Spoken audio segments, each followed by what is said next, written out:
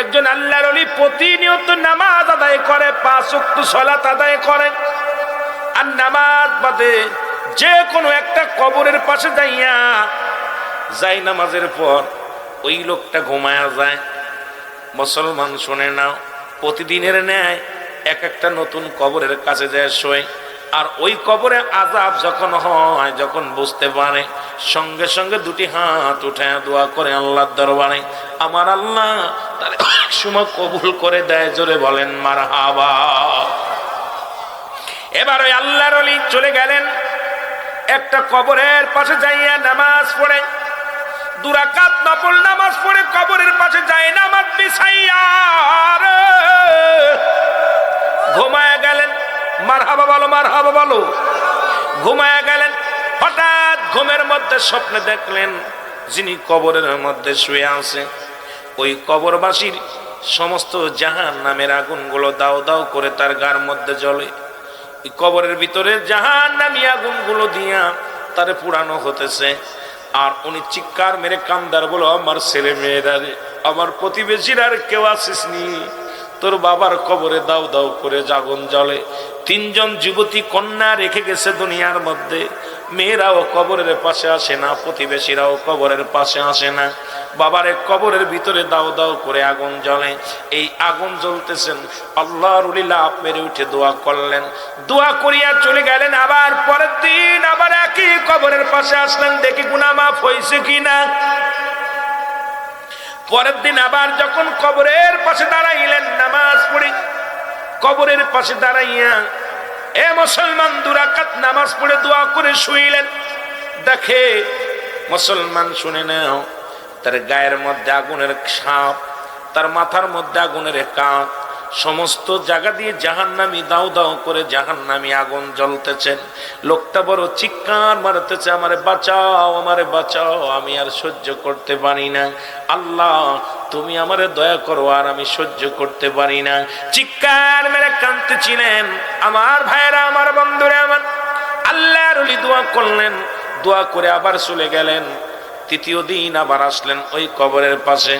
আবার যখন ঘুমাইলেন তখন আবার স্বপ্নের মধ্যে দেখতে পাইলেন ওই কবরে জাহান্নামী ফেরেশতারা শিকল দিয়া, পায়ের মধ্যে শিকল দিয়া, হাতের মধ্যে শিকল দিয়া জাহান্নামী ফেরেশতারা টানাটানি শুরু করে দিছে।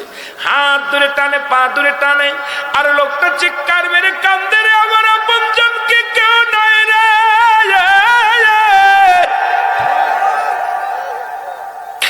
এই দুনিয়ায় সব কিছু রেখে আইলাম গো,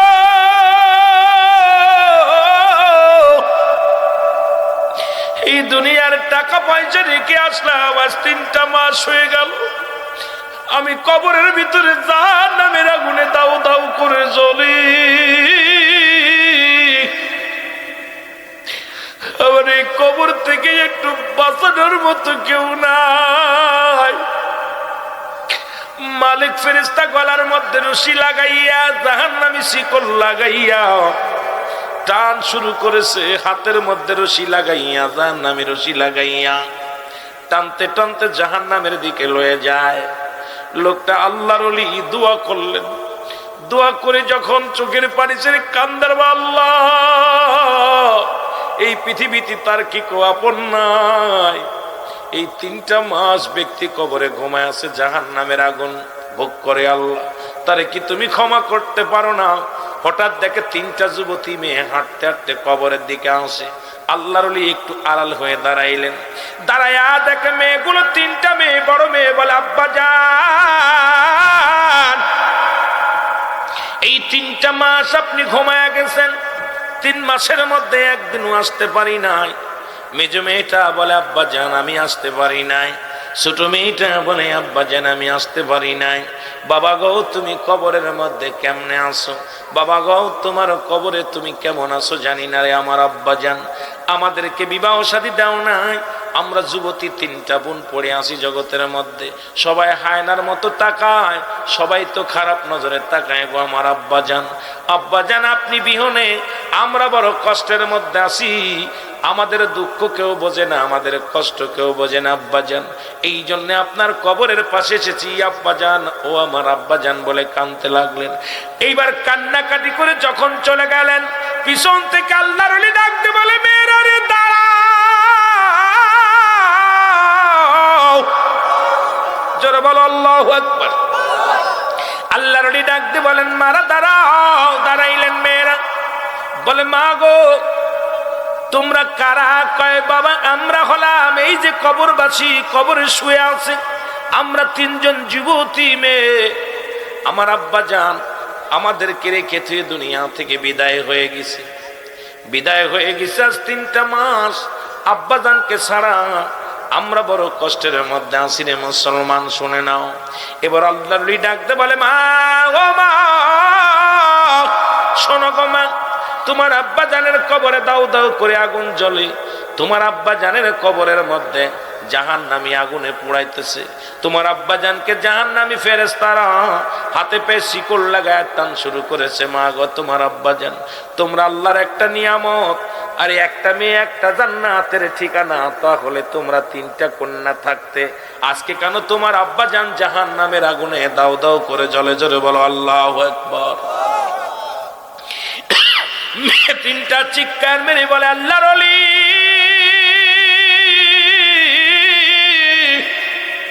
আপনি আমাদের কি শোনাইলেন? বলে হ্যাঁ মা, তোমার আব্বা জান জাহান্নামী আগুনে পড়ে। আল্লাহু আকবার বলো। জাহান্নামী আগুনের মধ্যে পড়ে। মা গো তোমার প্রতিদিন তোমার আব্বার কবরটা জিয়ারত করবা, দোয়া করবা। 3টা মেয়ে প্রতিজ্ঞা করে চলে গেলেন, আজ থেকে আর বেপরদাই না, আজ থেকে আর কোনো পুরুষের মুখ দেখাবো না, আজ থেকে কোরআন তেলাওয়াত করব, পর্দা করব, আর আমার আব্বা জানের প্রতিনিয়ত জিয়ারত করতে আসবো। এইটা বাজান ফজরের নামাজ আদায় করিয়া 3 কন্যা চলে আসে আব্বার কবরের পাশে, আল্লাহর কাছে ফরিয়াদ করে, আমার আল্লাহ আমার আব্বা জানের কবরে আযাব মাফ করে দাও। আবার আসরের সালাত আদায় করিয়া আব্বা জানের কবরের পাশে 3 কন্যা চলে আসে, আল্লাহ মাফ করে দাও। এরকম 1 মাস চলতে লাগলো। হঠাৎ একদিন আল্লাহর ওলি চিন্তা করে, দেখে আসি গো ওই কবরের পাশে দেখি কবরবাসী কেমনে শুয়ে আছে, জাহান্নামী না জান্নাতি? জোরে বলো আল্লাহু আকবার। আস্তে কইবেন না, জোরে কইবেন। আল্লাহর ওলি আসিয়া 2 রাকাত নামাজ আদায় করে আবার ওই রকম শুয়ে রইলেন। এবার দেখে ওই লোকটার পায়ের মধ্যে 2খানা সোনার জুতা, 2খানা সোনার জুতা পায়ের মধ্যে, সোনার পালঙ্গের মধ্যে শুয়ে আছে। অসংখ্য ফেরেশতারা আসিয়া ওই কন্যার আব্বা জানরে স্বাগতম জানায়, ফলমূলা নিয়ে খাবার দেয়। বাদান হুর গেলে মান আসিয়া তার খেদমতে নিয়োজিত আছে। সব ফেরেশতারা বলে, হুজুর ইলান খান বালাখানার মধ্যে ঘোরাঘুরি করে, জুতা পাই দিয়ে, সোনার জুতা পাই দিয়ে জান্নাতের মধ্যে হাঁটাহাঁটি করে। জোরে বলো মারহাবা। আর একটু জোরে বলো আল্লাহু আকবার। আল্লাহর ওলি অনেক খুশি হয়ে গেলেন। আল্লাহর ওলি খুশি হইয়া দোয়া করলেন। একটু হঠাৎ করে দেখো ওই 3 কন্যা আসতেছে, 3 কন্যা, 3টা যুবতী মেয়ে হাঁটতে হাঁটতে চলে আসলেন। আল্লাহর ওলি একটু আড়ালে চলে গেলেন। 3 কন্যা আসিয়া আব্বার পাশে দাঁড়ায়া দাঁড়ায় কান্দে আর বলে, আমার আল্লাহ আমার আব্বারে মাফ করে দাও, আল্লাহ আমার আব্বারে তুমি জান্নাতি দিয়ে দাও। আল্লাহ আমরা মেয়ে হইয়া বাবার জন্য কান্দি, আল্লাহ তুমি আমার বাবারে ক্ষমা করে জান্নাতি দিয়ে দাও। মেয়েগুলো 3টা কান্দিয়া কান্দিয়া আল্লাহর কাছে প্রার্থনা করে আর বলে, রব্বির হামহুমা কামা রব্বায়ানি সগীরা। বলেন রব্বির হামহুমা কামা রব্বায়ানি সগীরা। আল্লাহ বলেন বান্দার এইভাবে দোয়া করে, আমার রব আমার প্রতিপালক আমার পিতা মাতার সগীরা গুনাহ মাফ করে দাও, কবিরা গুনাহ মাফ করে দাও, জানা গুনাহ মাফ করে দাও, অজানা গুনাহগুলো মাফ করে দাও। আল্লাহ আর আমার পিতা মাতা আমাদেরকে যত সুন্দর করে লালন পালন করেছে, তুমি তোমার রহমতের কোলে আমার আব্বা আমারে তুলে নাও। জোরে জোরে বলেন মারহাবা। আর একটু জোরে বল আল্লাহু আকবার। আর একটু জোরে বলা যাবেন আল্লাহু আকবার। এ ভাইরা, দিলের কান্ডা লাগা শোনো গো। এবার আল্লাহর ওলি ডাকতে বলে, ও মা তোমরা দাঁড়াও। মাথা বলে ডাক দে, তিনটা কন্যার দ্বারা করলেন। বলে মা গো, তোমার আব্বা জান বড় ভাগ্যবান, এই পৃথিবীর মধ্যে জান্নাতি তিনটা কন্যা দান করেছিল আল্লাহ পাক। তিনটা কন্যা হইয়া তোমার বাবার জন্য প্রার্থনা করেছ, তোমার আল্লাহ পাক এত খুশি হয়েছে, রাজি হয়ে গেছে। তোমার আব্বাজান কি জান্নাতের ভিতরে সোনার জুতো পাই দিয়ে ঘোরাঘুরি করায়, অসংখ্য ঘুরগেলে মানাইয়া তোমার আব্বাজানের সেবা যত্ন করে গো মা। জোরে জোরে চিল্লায় বলা যাবে না আল্লাহু আকবার। ছোট মেয়েটা ডাকতে বলে, হুজুর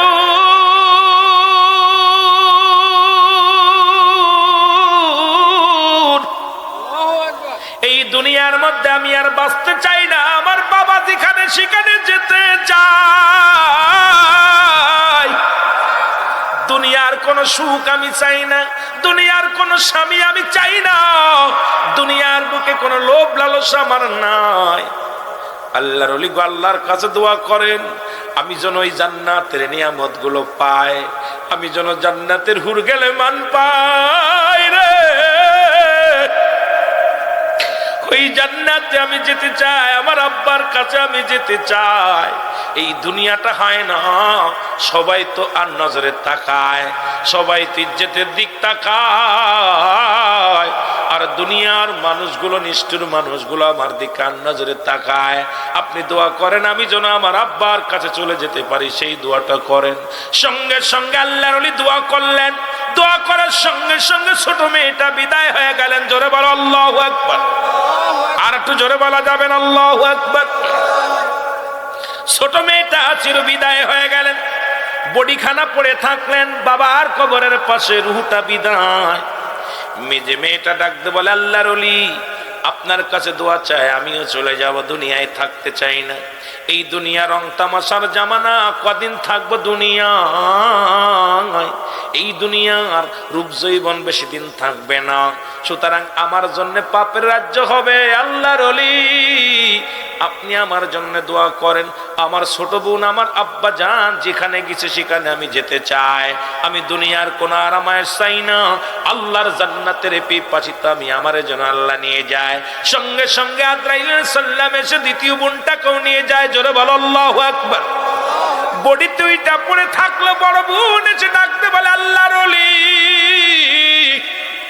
আমিও দুনিয়ার মধ্যে বাঁচতে চাই না, এই দুনিয়ার রং তামাশার মধ্যে থাকতে চাই না। আল্লাহর ওলি আমাকেও আপনি একটু দোয়া করেন, আল্লাহ যেন আমারে নিয়ে যায়। আমার আব্বা যে জান্নাতের মধ্যে আছে, আমি সেই জান্নাতের মধ্যে যেতে চাই, দুনিয়ার হায়নাগুলোর হাত থেকে বাঁচতে চাই, এই দুনিয়ার রং তামাশার থাকতে চাই না, দুনিয়ার জিন্দেগিটা চাই না। আপনি এমন একটা দোয়া করেন, আল্লাহ যেন আমারে দুনিয়া থেকে বিদায় করে দেয়, আমিও যেন আমার বাবার কাছে যেতে পারি। জোরে জোরে বলো আল্লাহু আকবার। এর আল্লাহর ওলি দোয়া করলেন, তিনটা কন্যার মৃত্যু হয়ে গেল গো। আল্লাহর ওলি দোয়া করে, দুটি চোখের পানি ছেড়ে দোয়া করেন। দোয়া করার পর ইলহামের মাধ্যমে শুনতে পায় আল্লাহর ওলি এই তিনটা কন্যার দোয়া আল্লাহ এত ভাবে কবুল করেছে। এই তিনটা আদর্শবান মেয়ে, এই তিনটা কন্যা জান্নাতি মেয়ে ছিল গো। তারা দুনিয়ার জিন্দেগি চাই নাই, দুনিয়ার কোন লোভ লালসায় পড়ে নাই। আরে আমি আল্লাহর গোলামি করেছি, আমি আল্লাহর প্রেমের মালা ওই মেয়েদের গলায় ছিল।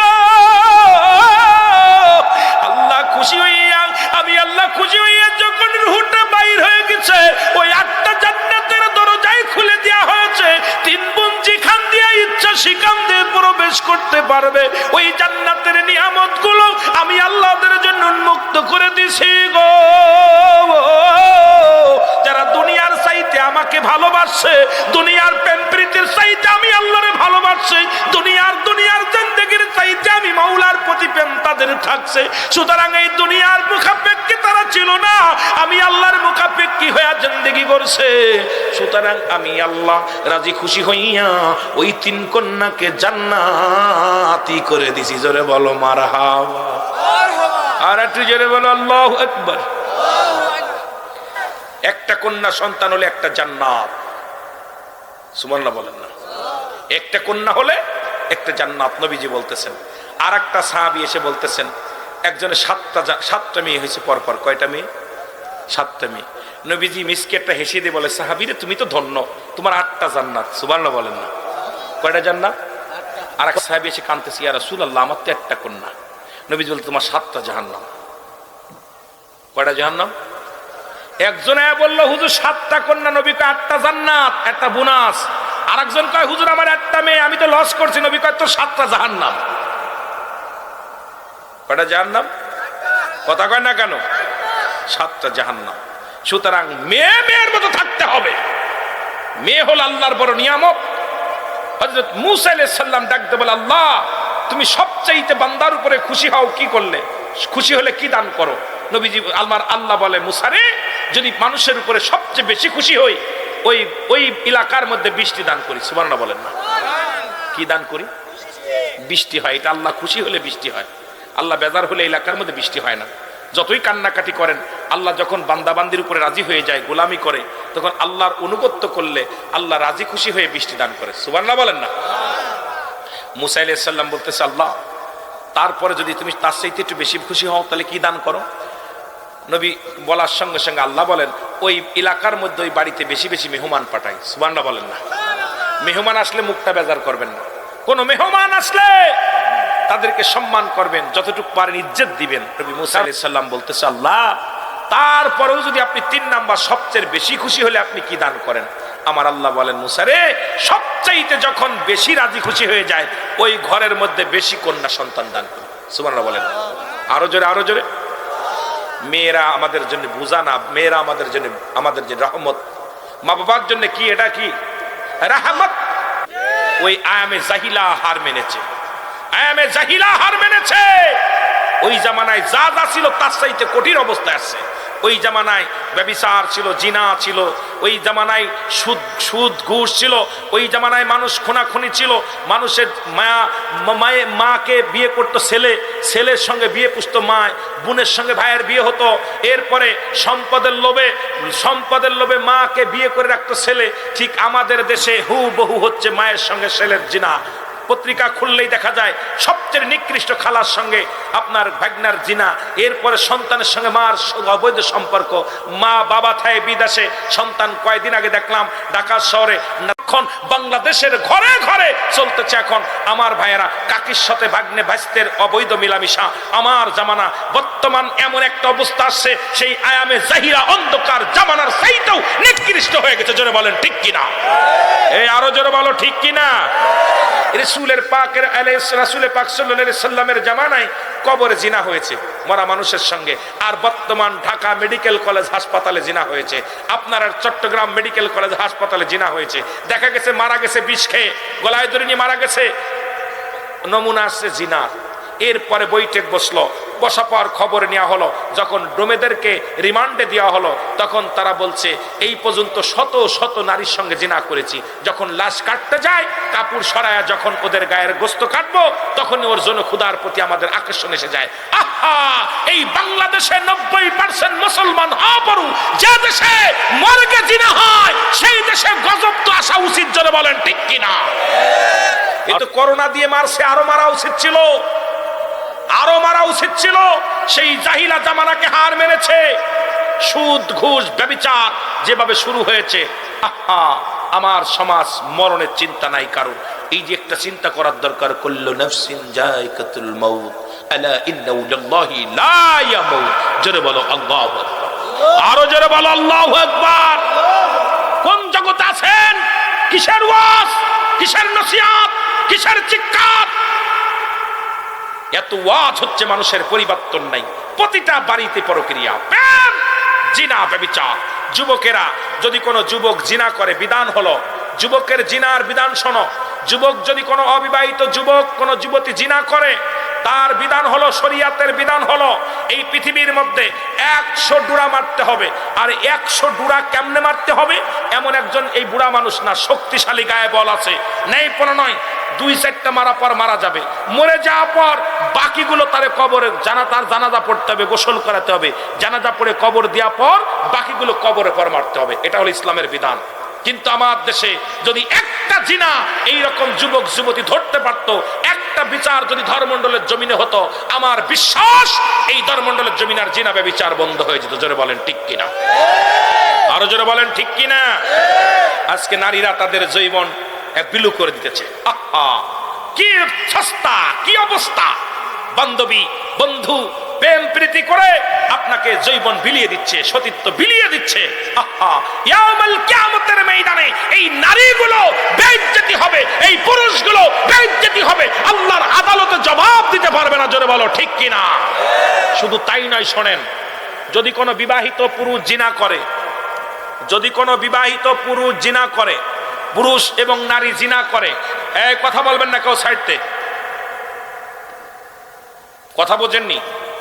এর শাস্তির বিধান হলো পৃথিবীর মধ্যে সর্বপ্রথম তাদের নাভি পর্যন্ত পুঁততে হবে মাটির নিচে। এই স্বামী থাকে বিদেশে, তোর বউ পরক্রিয়া করে, আর যে ছেলের সঙ্গে করে সেই ছেলেকে ধরে তাদের এই বুক পর্যন্ত মাটির মধ্যে পুঁততে হবে, পুঁতে কঙ্কাল নিক্ষেপ করতে হবে, পাথর মারতে হবে। যতক্ষণ পর্যন্ত মৃত্যুবরণ করবে না ততক্ষণ পর্যন্ত মারা বন্ধ হবে না। যখন নিশ্চিত মনে করবা মরে গেছে, মরে যাওয়ার পর তাকে উঠাইতে হবে, ওই মাটি খুঁড়ে উঠাইতে হবে, উঠাইয়া রাস্তাঘাটে ফেলে দিতে হবে, তাদেরকে ফেলে দিতে হবে। কুকুর শিয়ালে খাবে। কোন জিনাকারী পুরুষ, জিনাকারী বিবাহিত পুরুষ নারী, তাদের শরীয়তের বিধানে জানাজা পড়া জায়েজ নাই, কবর দেয়া জায়েজ নাই, তাদেরকে কুকুর শিয়াল দিয়ে খাওয়াই দিতে হবে। একটা যদি গ্রামের মধ্যে খাওয়ানো যেত, আমার দেশে জিনা ব্যভিচার বন্ধ হয়ে যেত। জোরে বলেন ঠিক কিনা? আজকে অধিকাংশ জিনা ব্যভিচার বিবাহিত নারী, বিবাহিত পুরুষ। বিবাহিত নারী স্বামীর হক নষ্ট করতেছে, আবার ওই মেয়ে, ওই ছেলেটা তার স্ত্রীর হক নষ্ট করতেছে। আহা, আপনাদের এলাকা কেমন জানি না, তবে অল বাংলাদেশে প্রতিটা ঘরে ঘরে জিনা ব্যভিচার শুরু হয়েছে। আল্লাহর গজব আসবে, অচিরেই আসবে আল্লাহর গজব। দেখতেছি আজকে দোয়া কেন কবুল হয় না? আজকে দ্রব্যমূল্যের দাম বেশি, আজকে মানুষ কষ্টের মধ্যে থাকবে কিসের জন্য? যে দেশে জিনা ব্যভিচার বেশি হয়, আল্লাহর রহমত সে দেশ থেকে উঠে যায়, আল্লাহর গজব নেমে আসে। মানুষ কাটাকাটি, হানাহানি, মানুষে হিংসা দেওয়া, অহংকার বেড়ে যায়, মানুষে হিংস্র প্রাণীর মতো, হায়নার মতো ব্যবহার করে। ঠিক একই অবস্থা দেখতেছি। জোরে বলেন ঠিক কিনা? আর আমার দেশের বক্তারা এই ওয়াজগুলো করবে না, কারণ উনিও তো ভাবির হাতের পান্না খালি ভালো লাগে না। আমার দেশের অধিকাংশ বক্তা আছে, কইলে কষ্ট পাবেন, ছেলেদের খেদমত নেয় না, ওরা নেয় মহিলাদের খেদমত। ডাক দেয়, ভাবি একটা পান দেন। আবার অনেক পীর সাহেব আছে, তার এই ভক্তবিন্দুদেরকে নিয়ে নীলা খেলা শুরু করে ঘরের মধ্যে, পর্দার মধ্যে। অসংখ্য ভণ্ড পীর বাংলার জমিন আগমন করেছে, যারা নারী পুরুষ অবাধভাবে মেলামেশা করতেছে, তাদের কাছে কোনো ভেদাভেদ নাই। এই সমস্ত জানোয়ার গুলোকে হত্যা করা ফরজ হয়ে গেছে। জোরে বলেন ঠিক কিনা? আরো জোরে বলেন ঠিক কিনা? হয়তো আমার পরে গজব চলবে। এই শরিয়াতের ওয়াজ করার কারণে একাধিকবার যন্ত্রণা পেয়েছি, একাধিকবার মানুষের হাতে আক্রমণ হয়েছি। এই শরিয়াতের ওয়াজ করার কারণে অনেকবার আমাকে বলছে, তোর দুনিয়ার ভাত শেষ, আর খাইতে পারবি না। আমি দুনিয়াকে পরোয়া করি না, আমাকে যেতে হবে, দুনিয়া ছেড়ে যেতে হবে। কারণ জিনাখোরকে জিনাখোর বলবো, সুদখোরকে সুদখোর বলবো, ঘুষখোরকে ঘুষখোর বলবো, তাতে যদি কেউ কষ্ট পায় আমার কিচ্ছু যায় আসে না। জোরে বলেন ঠিক কিনা? আরো জোরে বলেন ঠিক কিনা? আপনাদের জবাব শুনে মনে হচ্ছে বাকি অংশ সব আমার বিরুদ্ধে করতেছে। কিছু লোক আওয়াজ দিচ্ছে তাদের ইমান মজবুত আছে, আর বেঈমানগুলো জবান বন্ধ করে রাখছে যে আমাদের বিপক্ষে চলে যাচ্ছে। বেঈমানগুলোর জবান বন্ধ, কারণ আল্লাহর আদালতে জবাব দিতে পারবেন না। শরিয়াতের বিধানের ওয়াজ আমাদের শোনা লাগবে। আজকে খালি সুর দিয়া, গলা বেরোয়া, ভাব ভঙ্গি দিয়ে আলোচনা করে গেলাম। আপনাদের কি দিয়ে গেলাম? জিনা শিখাইতেছি, ব্যভিচার শিখাইতেছি, পর্দার ওয়াজ নাই, বাবার খেদমত নাই, স্বামী স্ত্রী হক নাই, সব সমাজের নীতি নাই, নামাজ নাই, রোজা নাই, হজ নাই, জাকাত নাই। ডিজিটাল ওয়াজ প্রতিনিয়ত হচ্ছে, প্রতি গ্রামে গতকাল হয়েছে, আজকে হয়েছে, কিন্তু ইমান তাজা হয় নাই। আগে ছিল মসজিদগুলো কাঁচা, মানুষের ইমান পাকা। এখন মসজিদগুলো পাকা, মানুষের ইমান একেবারেই ফাঁকা। জোরে বলেন ঠিক কিনা? ইমান আছে? কথা কন, ইমান আছে? ইমান শেষ, ইমান শেষ।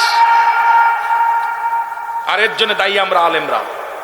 এর জন্য দায়ী আমরা ইমাম সাহেবরা, এর জন্য দায়ী আমরা উলামায়ে কেরাম।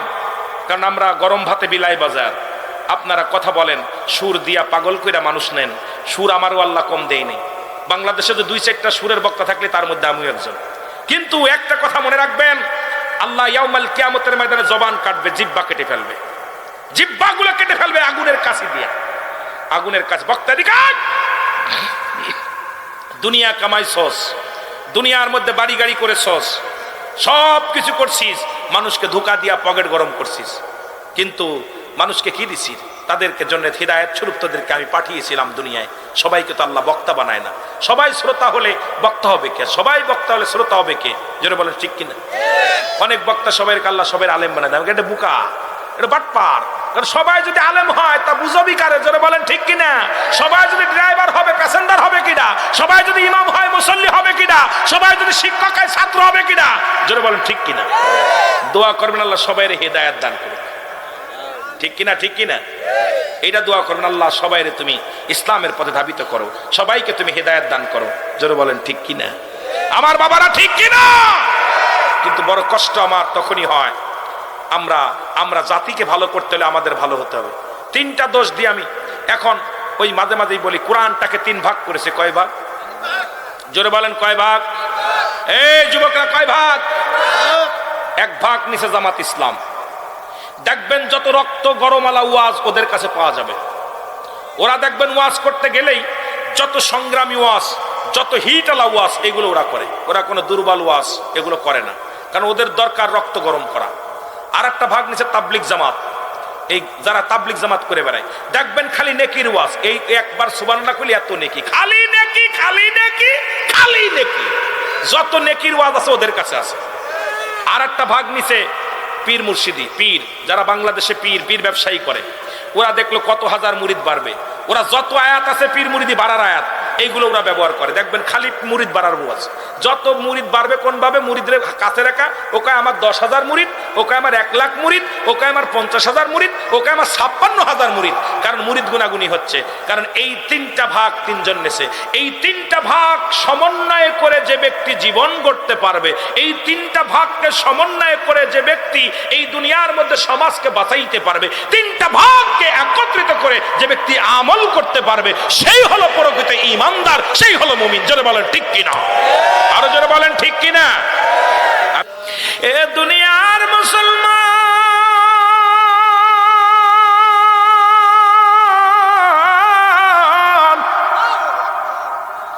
আল্লামা মুফতি আমজাদ আলী সাহেব একটা কিতাব লিখলেন। কিতাবের নাম বাহারি শরিয়াত। এই কিতাবের মধ্যে উনি লিখতে যা বললেন, দুনিয়ার মানুষ শোনো, 70টা তাজা উটের গায়ের চামড়া জবাই না করিয়া উল্টো দিকে টান দিয়া লবণার মরিচ লাগা দিলে যতটুকু যন্ত্রণা হয়, এর চাইতে 70 গুণ যন্ত্রণা হলো একটা সাধারণ মৃত্যু। বাবারে, ও বাজান শুনে নে, কত মানুষের দাফন করাইলা, কত মানুষের কাপন পরাইলা, কত মানুষের লাশ কবরে শুয়াইলা। অনেকের মরণের সময় জিহ্বা বাইর হয়ে যায়, অনেকে মরণের সময় পায়খানা করে দেয়, অনেকে প্রস্রাব করে দেয়, বড় বড় চোখ দুটি হয়ে যায়। তাদের মরণটা কত কঠিন হয়। এ দুনিয়ার মুসলমান,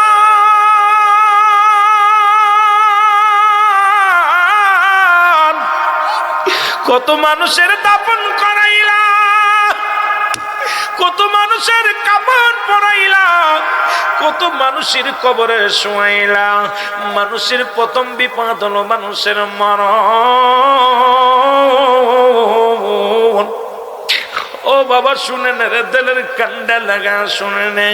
ঈসা ইবনে মরিয়ম, ঈসা আলাইহিস সালাম রে ডাক দে, বাজান মরিয়ম আলাইহিস সালাম ডাক দে, বলে বাবা ঈসা, আমি তোর মা জননী, আমার পরাণে কিছু ফল চাই, আমার জন্য কিছু ফল আন। ঈসা আলাইহিস সালাম ফল আনতে চলে গেলেন। আজরাইল আলাইহিস সালাম ঈসা নবীর মায়ের কাছে চলে আসলেন, সালাম দা, আসসালামু আলাইকুম মা মরিয়ম। ও মরিয়ম, তোমার চির বিদায় হতে হবে। আদরাইল সাল্লাম সালাম দিলেন, মা মরিয়াম সালামের জবাব দিয়ে ওয়ালাইকুম আসসালাম, কি গো তুমি? আদরাইল কয়, মা গো আমি মালাকুল মউত, আমি জীবনে একবার প্রত্যেকের কাছে আসি, ইমানদারের জানটা আমি বাইর করি জমিনের মধ্যে আসিয়া, আর বেঈমানদের জানটা বাইরের জন্য আমি জমিনে আসি না। আমি এত বড় দানব,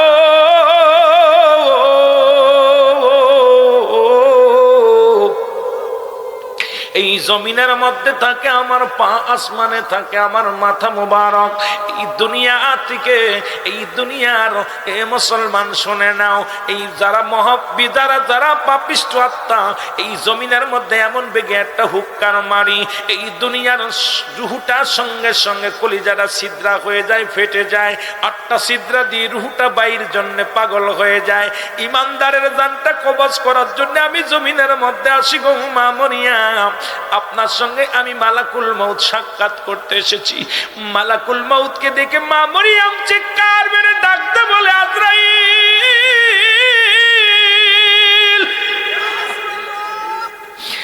আজরাইল রে, আমার কলিজার টুকরা, আমার কলিজার টুকরা সন্তান, আমি মা দুঃখিনী, মায়ের জন্য ফল আনার জন্য গেছে রে মালাকুল মউত, একটু আমার সময় দে, আমি আমার ছেলের সঙ্গে 2টা কথা বলে যাই। মালাকুল মউত বলে, মা মারিয়াম সময় আমি দিতে পারবো না,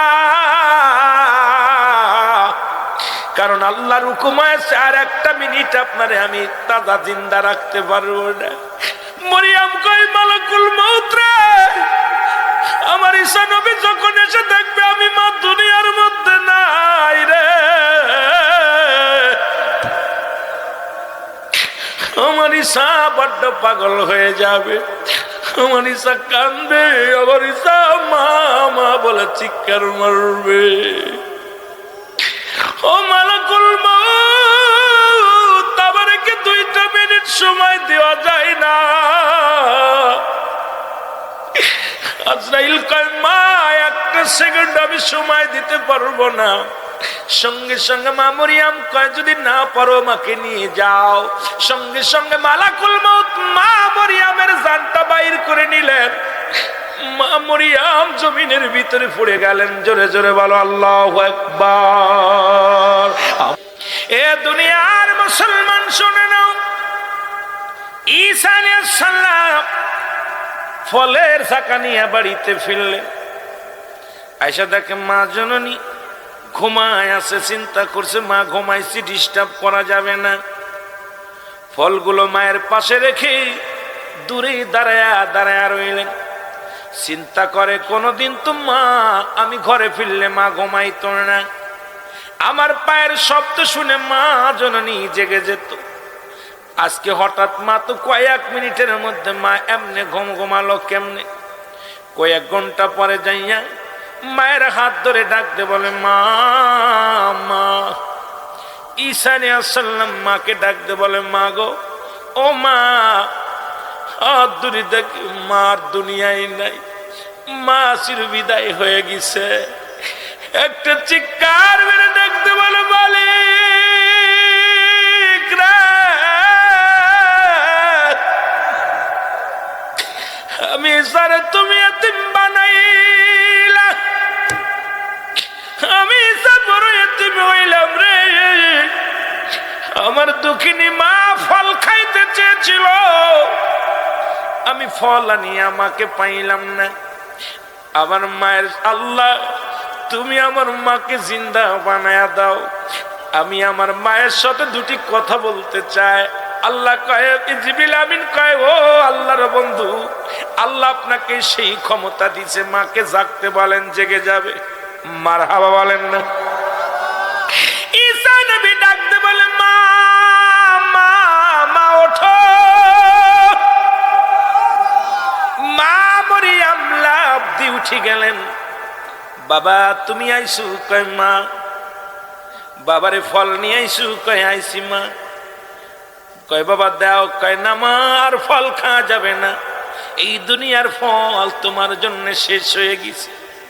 মা গো, তোমাকে আমি জিন্দা বানাইছি একটা কারণের জন্য। মা গো, আজরাইল আলাইহিস সালাম তোমার রূহটা বাইর করেছে, তোমাকে কত কষ্ট দিছে এটা জানার জন্য আমি তোমারে জাগাইছি। মা, আজরাইল কেমনে তোমার জানটা কবজ করলো, আজরাইল রূহটা কেমনে বাইর করলো গো মা, একটু জানা দাও। ও আমার দুঃখিনী মা, তুমি আমারে জানাও। দুঃখিনী মা চোখের পানি ছেড়ে দেখতে বলে, সারে বাবা ইসা, শুই না লো, তোরে পৃথিবীর মধ্যে আনতে যত কষ্ট হয়েছিল, আমি এত কষ্ট পাইছি জীবনে, এত কষ্ট পাই নাই। তোমার আজরাইল আলাইহিস সালাম আমার সনে মনে হয় ভালো ব্যবহার করে নাই।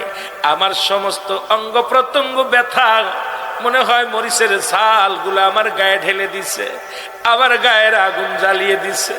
আমি এত কষ্ট পেয়েছি ঈসা, আমি এত কষ্ট জীবনে পাই নাই।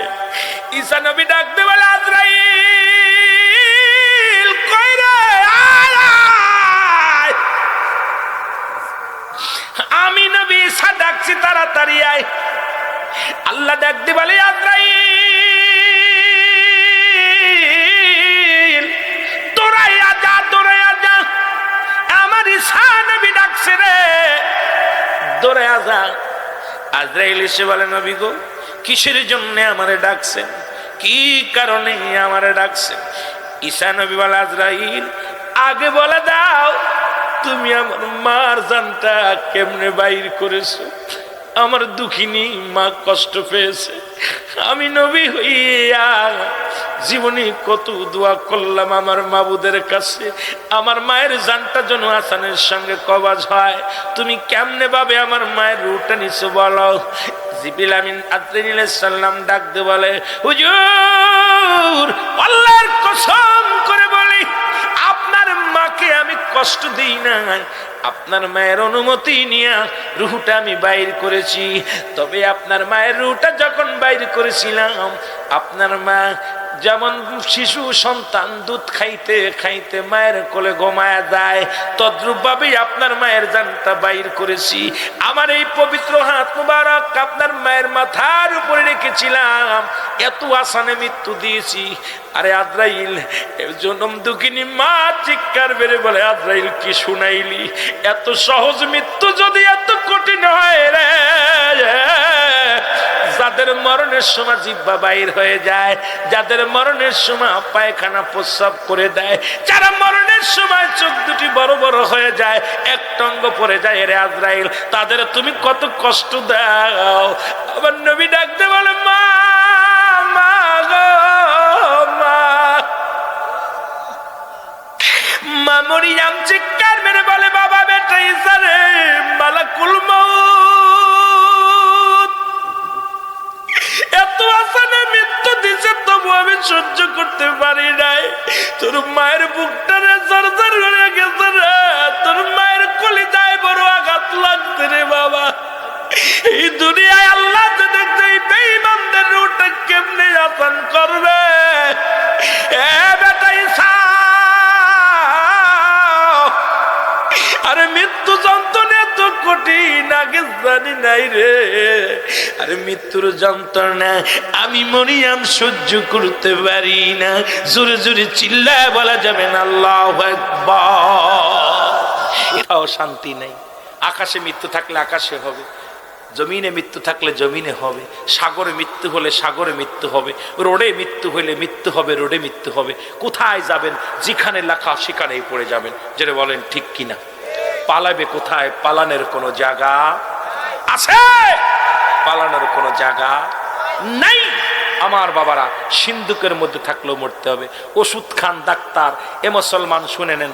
যার ওই যে মাইকেল জ্যাকসন, উনি মরণের আগে ওনার প্রতিটা রোগী ছিল, ওনার 40 জন ডাক্তার ছিল।